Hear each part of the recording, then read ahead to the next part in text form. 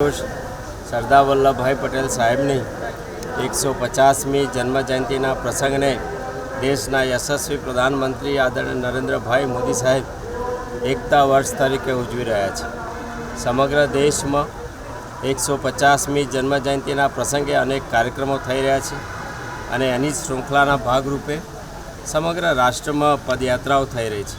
ગુજરાતમાં પણ પદયાત્રાઓ થઈ રહી છે। ગુજરાતના લાડીલા મુખ્યમંત્રી આદરણીય ભૂપેન્દ્રભાઈ પટેલ સાહેબના નેતૃત્વમાં પણ યાત્રાનો પ્રારંભ થયો છે। ખેડા જિલ્લામાં પણ વિધાનસભા દીઠ યાત્રાઓ થઈ રહી છે। પરંતુ મને કહેતા આજે આનંદ થાય કે ખેડા જિલ્લાના મૌધા વિધાનસભામાં આજે અમારા જિલ્લાના નવનિયુક્ત મંત્રી શ્રી સંજયસિંહ મૈડાજીની ઉપસ્થિતિમાં મૌધા વિધાનસભામાં ખેડા જિલ્લાની શ્રેષ્ઠ પદયાત્રા થઈ રહી છે।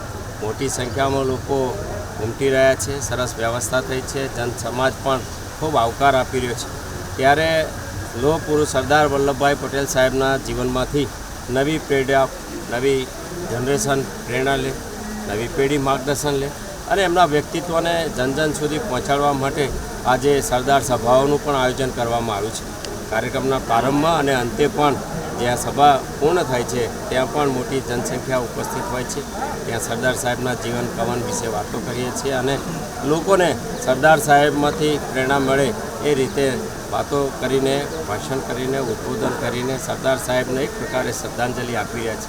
આમ પણ દેશના યશસ્વી પ્રધાનમંત્રી 182 મીટરની સર્વશ્રેષ્ઠ ઊંચી પ્રતિમા સરદાર સાહેબને બનાવીને સાત સ્વરૂપ એમના મહાન કાર્યને બિરદાવતા હોય એવી શ્રદ્ધાંજલિ ગુજરાતની ભૂમિ પર નર્મદા ખાતે, કેવડિયા ખાતે ઉપસ્થિત કરેલ છે। હજારોની સંખ્યામાં લોકો આવે છે। કરોડોની સંખ્યામાં ત્યાં લોકો આવવાથી એક અદ્ભુત ઇકોનોમીમાં પણ બદલાવ આવ્યો છે। પર્યટન સ્થળ તરીકે વિકસ્યું। ખેડા જિલ્લો તો સરદાર સાહેબની જન્મભૂમિ છે। નડિયાદ એમનું જન્મસ્થળ છે અને ખેડા જિલ્લામાં સત્યાગ્રહની એમના ઘણા સ્મરણો ઠેર ઠેર ઠેકાણે જિલ્લા મથકે કે તાલુકા મથકે ક્યાંક ને ક્યાંક એમના સ્મરણો પણ છે। એવા સમયે ખેડા જિલ્લામાં આ પદયાત્રા અમને સૌને ખૂબ ઉર્જા આપનારી બનશે એવો અમારો વિશ્વાસ છે।